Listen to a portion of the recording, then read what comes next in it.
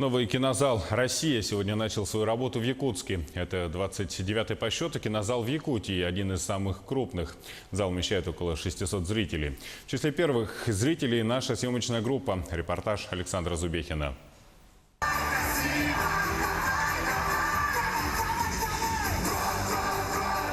Прошли 3 долгих года, и вот заявка одобрена. Российский фонд кино выделил 5 миллионов рублей на закупку нового оборудования. Теперь в зале новый проект от Барка бельгийского производства. Звук из 16 колонок окружения мощностью 200 Вт каждая, а также новый экран со специальным серебряным напылением шириной 11 метров.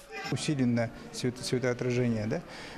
Тем самым здесь будет очень качественная картинка, и я уверен, что здесь будет звук лучше, чем во всех других остальных кинотеатрах, да?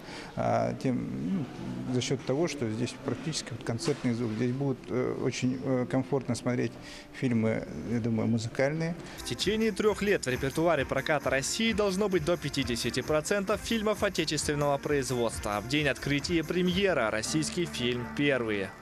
Но у нас будут демонстрироваться фильмы и казах-фильма, и киргиз-фильма, и Грузия-фильма, и, конечно, других стран.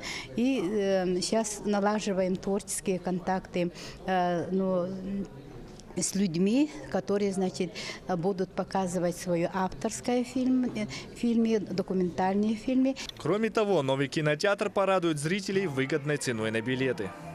У нас будет, значит, социальный подход.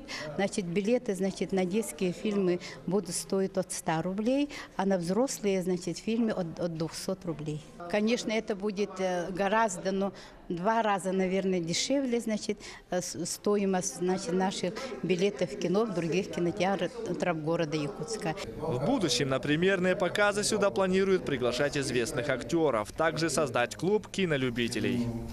Александр Зубехин, Дилусин Акентьев, Якутск.